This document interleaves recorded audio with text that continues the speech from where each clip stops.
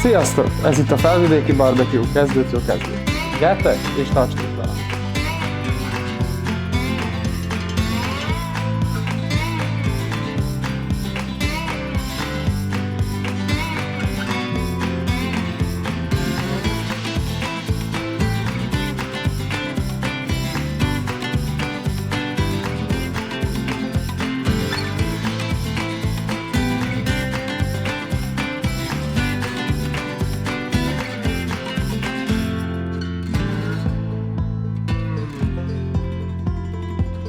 Sziasztok! Egy rendkívüli videóval, egy rendkívüli helyről jelentkezem. Itt a pincében szoktam vágni ezen a számítógépen a videókat. És most itt fogok elkészíteni egy ilyen unboxingos videót, mivel rendeltem, és egyenesen Ausztráliából megjött az úgynevezett hőszabályzó rendszerem, a Smart Fire Controller 5.0-ás, ez a legújabb verzió most. Amit így első körben érdemes róla tudni, ugyebár 16 000 kilométert utazott, úgyhogy elég drága is. Az ára neki ilyen 242 euróra jött ki az átváltás után, ebben benne volt a postaköltség is, viszont ami elég nagy előny. De miután megérkezett Szlovákiába ez a kis csomagom, onnantól kezdve persze a vámosok lefogalták, és vámot szabtak ki rá, amit ki kellett fizetnem, ami további 52 euróba jött ki, úgyhogy ez nagyjából az a 300 euróba fájt nekem, ami forintra átváltva az a 400 forintos árfolyammal durván 120 000 forint. Nem kevés. Na de, ami a lényeg, most ki fogom bontani, még teljesen bontatlan, ahogy látjátok. Úgyhogy most együtt kibontjuk és megnézzük, hogy mit tartalmaz ez a csomag pontosan. A mai videóban azt, hogy hogyan kell beállítani, nem fogom megmutatni, de hogyha lesz rá igény, akkor természetesen a beállításokat is majd közzéteszem, és a közeljövőben biztosan ki fogom próbálni, és a tapasztalatokat, a útmutatót, hogy hogyan kell felszerelni, stb. A Commodore-ra, ezt biztosan be fogom nektek mutatni. Most akkor gyertek és akkor nézzük meg, nyissuk ki együtt ezt a csomagot. Nos hát így néz ki a csomag, úgyhogy akkor próbáljuk meg felbontani.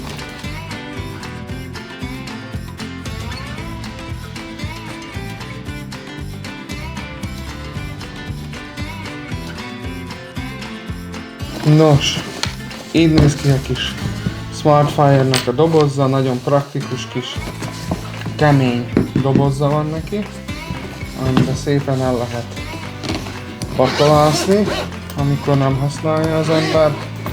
Nézzük meg, hogy mi is van benne. Nos, van itt benne egy ilyen kis üdvözlet. Köszönjük szépen, hogy fogom használni. Annyi pénzet köszönhetik is. Na de, ami itt első körben a szemembe esik, ez a kis adapter, ami ugyebár a Commodore-nak a szellőző rendszerébe, az alsó szellőző rendszerébe fog kelleni beépíteni, és erre lesz felszúrva maga a kis ventilátor. Továbbá van hozzá még egy töltőkábel, illetve a maghőmérők. 3 darab maghőmérő van hozzá, amit látjátok. Úgy néznek ki, hogy elég jó anyagból van, illetve egy rácshőmérő, amit nem is tudsz használni maghőmérőként, szóval nem is lehet összekeverni. Előny, ez a kis fémdarab, ez még ide fog azt hiszem kelleni, amikor fogom majd beállítani az adaptert, akkor ahhoz, hogy jól üljön magába abba a szellőző nyílákba, ezért ezt a kis darabkát fölfogóra kellene használni, ezt gondolom csak egy ilyen dugó, amikor nem használod a ventilátort, hogy el legyen tömítve. Akkor nézzük, hogy mit adtak még tovább hozzá. Ja, ezek egy kis ilyen érdekes kis szerkezetek, ezekre lehet, ezek ilyen rugósak, szóval fel lehet rá tekerni ezeket a hőmérőket. Ez azért adtak, ehhez van 4 darab, balra 3 maghőmérőre, illetve az egy rácshőmérőre. És hát itt van maga a kütyű, ez pedig nem más, mint a ventilátor, ami szépen passzol ide ebbe a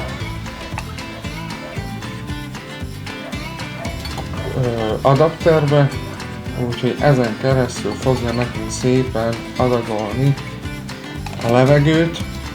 Ahogy beállítjuk, attól függ hány fokra állítjuk be. Ha 120 fokra, akkor kéne neki tartani szépen a 120 fokot. Úgy is ajánlják, hogy mondjuk amikor már ez egy applikáció, ez egy telefonos applikáción keresztül kell beállítani az egész rendszert, úgyhogy azt is majd, hogyha lesz rá igény, akkor ezt bemutatom nektek, de először mindenképpen ki szeretném próbálni, hogy legyen vele valami tapasztalatom, utána be tudom nektek mutatni. Hogyha sikerül jól beállítani, akkor állítólag nagyon szépen fogja tartani a hőmérsékletet, hogy a felső határt úgy is ajánlják, hogy 50 fokkal feljebb állítani, mint a kívánt hőfok, mivel hogy elvileg nem fog nekünk feljebb menni, mivel ez a kis szerkezet nem fogja engedni. Bár ide itt van a USB-C-s töltés, ez itt valamilyen kis gomb, azt még nem tudom mire van, majd kiderül, és illetve itt van az első a rácshőmérő, és itt van további 3 maghőmérőnek az ajzata, ahova be lehet csatlakoztatni. Úgyhogy nagyjából ennyi. Úgy látom, más nem adtak hozzá. Kétfajta színben lehet amúgy megvásárolni, van ez a fekete-piros kombináció, ahol a nagy része fekete, illetve a fordítottja, hogy a nagy része piros, és akkor ez az alja pedig fekete. Hát nekem a Commodore-hoz ugyebár ez sokkal jobban passzol. Úgyhogy ezt vásároltam meg. És srácok, ennyiből áll a történet. Nagyon kíváncsi vagyok, hogy fog működni. Megpróbálom beüzemelni. Megpróbálom felszerelni ezt a kis adaptert a Commodore-ra, illetve majd valami finom hússal kipróbálom, hogy hogyan is működik ez az egész rendszer.